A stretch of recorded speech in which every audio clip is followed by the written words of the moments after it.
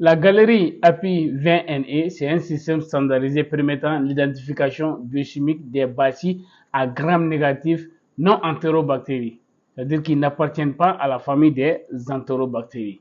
Bonjour et bienvenue dans cette vidéo où on va vous parler et vous montrer comment on doit techniquer avec l'API, la galerie API 20NE. NE, ça veut dire non entérobactéries. Ça veut dire que ça permet l'identification biochimique des bactéries. Ça veut dire des bacilles à gram négatif. Ça veut dire les bactéries non fermentaires. Maintenant, ce qui différencie ces bactéries par rapport aux entérobactéries, c'est la production de l'oxydase.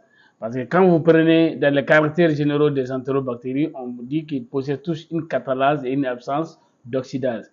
Et ces bacilles à gram négatif possèdent l'oxydase. C'est ce qui les différencie des entérobactéries. On a les genres Aeromonas, Pseudomonas, Acinetobacter et les Moraxiella, etc. Tout ça, ce sont des bactéries, des bacilles à gram négatif qui n'appartiennent pas à la famille des entérobactéries. Comme vous connaissez toujours les règles de l'appui, je vous ai toujours donné les règles de l'appui qu'il faut toujours respecter. Ça veut dire que culture hygiène de 24 heures, monomicrobienne, pas de contamination. Et avoir une inoculum de 10 puissance 8 bactéries par millilitre. Ça veut dire quand vous allez faire la solution bactérienne, l'inoculum bactérienne, vous allez lire la densité à 0,5 Mach Farman. De respecter les conditions de réhydratation des tests et de respecter aussi les méthodes standardisées selon l'OMS et de suivre aussi les contrôles de qualité. Maintenant, vous avez ici, on a des colonies pires de bactéries et regardez des cultures hygiène de 24 heures. Donc, vous pouvez remarquer, il n'y a pas de contamination.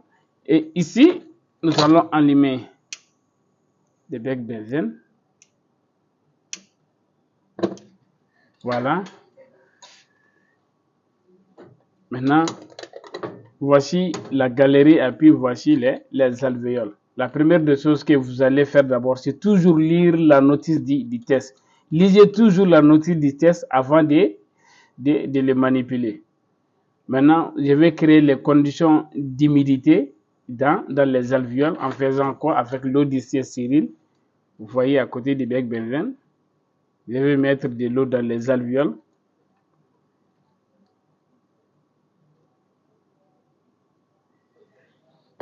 Après, je vais éliminer l'excès.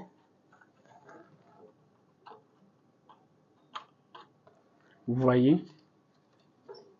Alors, maintenant, vous allez ouvrir l'appui.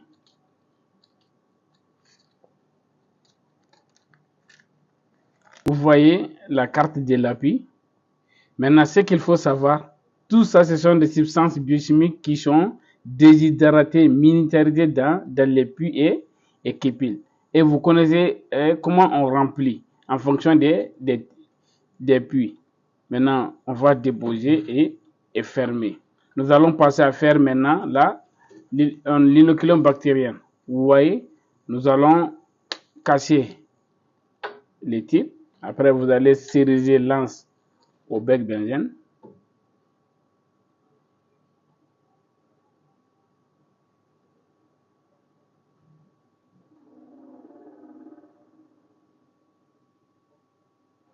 On va attendre que ça se refroidit. Vous voyez comment sont les colonies dans la boîte. Je vais prendre ces colonies-là à côté. Voilà. Je vais en ajouter encore. Voilà. Je vais mélanger dans les médiums.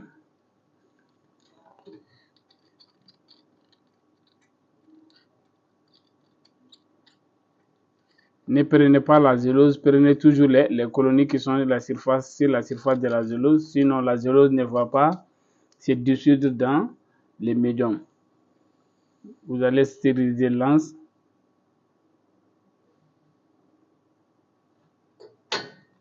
Et nous allons vortexer.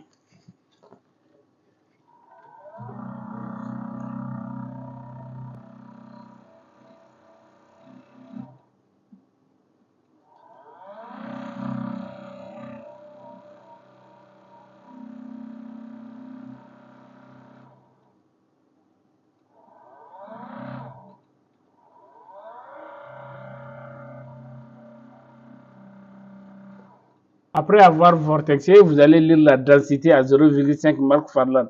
Si la concentration est basse, vous allez ajouter des colonies. Si la concentration est très élevée, vous allez ajouter des lots d'essai ou des sérums physiologiques.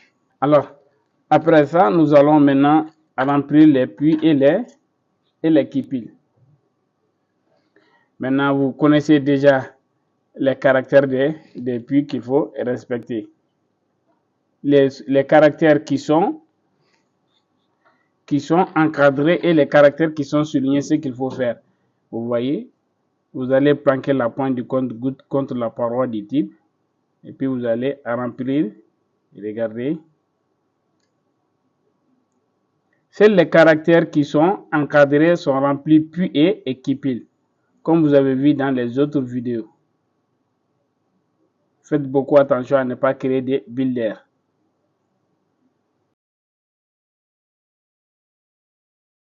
Vous voyez, maintenant, pour les caractères qui sont encadrés, toujours on remplit les puits et puis les kipils.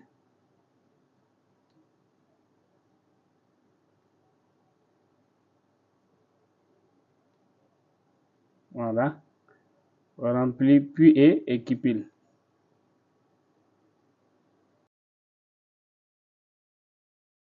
Maintenant, les caractères qui sont soulignés, on va compléter avec de l'huile de paraffine stérile.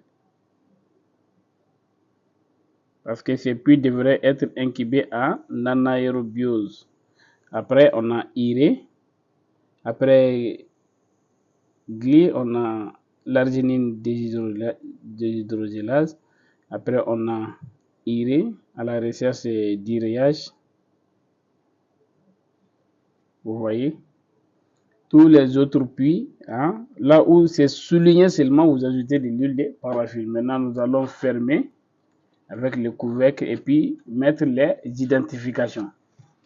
Maintenant, après l'identification, nous allons incuber l'api là 36-37 degrés pendant 24 à 48 heures. Ce qu'il faut savoir ici avec l'api 20NE, la lecture est préférable à 48 heures, ça veut dire 2 jours. Il y a d'autres qui se limitent à 24 heures, mais on dit pour la confirmation réelle, il faut aller jusqu'à 48 heures.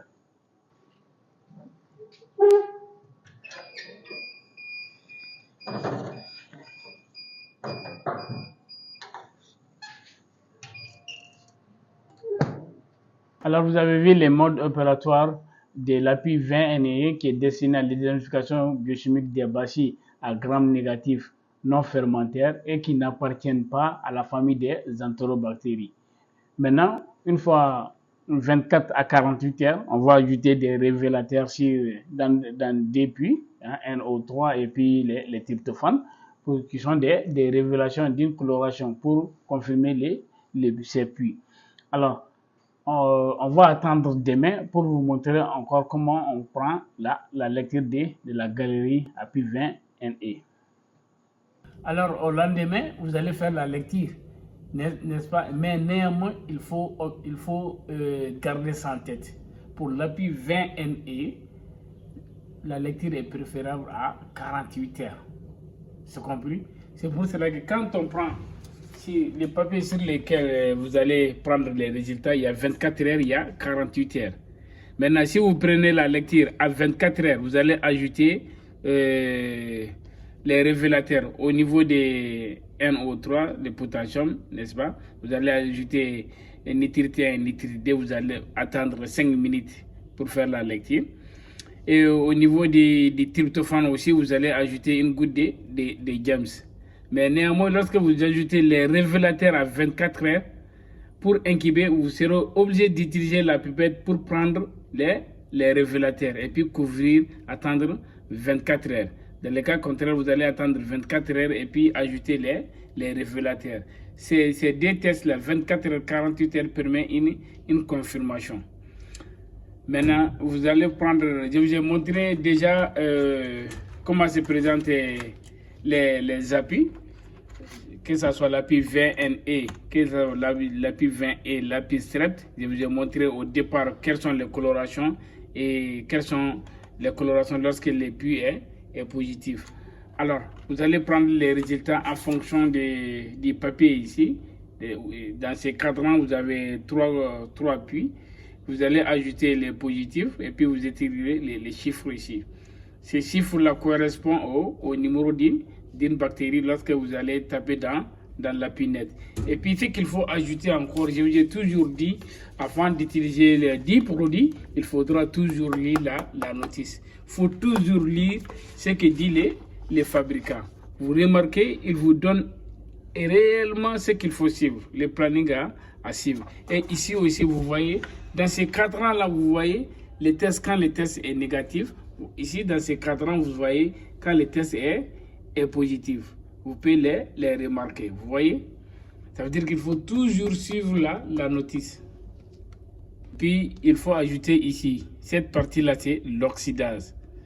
D'accord? Cette partie oxydase. Après la culture, vous allez faire catalase et l'oxydase. C'est le résultat de l'oxydase qui est ici, ox. D'accord? Alors, vous avez vu comment on ensemence l'API 20NE, qui est un système standardisé permettant l'identification biochimique des bacilles à gram négatif non entérobactéries et la différence entre ces bactéries et les entérobactéries et la production de l'oxydase. C'est pour cela que même si la notice des résultats, c'est écrit partie oxydase. C'est compris? Alors, généralement, ces tests-là sont composés de 8 tests combinants et puis 12 tests d'assimilation et une base de données. Ces tests permettent d'identifier des bactéries du genre Vibrio ou Pseudomonas, Aeromonas, les Flavobacterium, etc. Maintenant, travaillez dans des conditions d'asepsie parce que ici, au moins d'erreur, vous allez contaminer votre culture et vous allez faire des erreurs d'identification. Même lors de la pinette, souvent, il va vous donner les pourcentages d'identification. Il va vous donner le nom de la bactérie avec combien de pourcents vous avez. Et généralement, on utilise certains tests à l'encontre pour confirmer votre résultat. Un bon travailleur, c'est celui qui fait son labeur quotidien avec amour et conscience.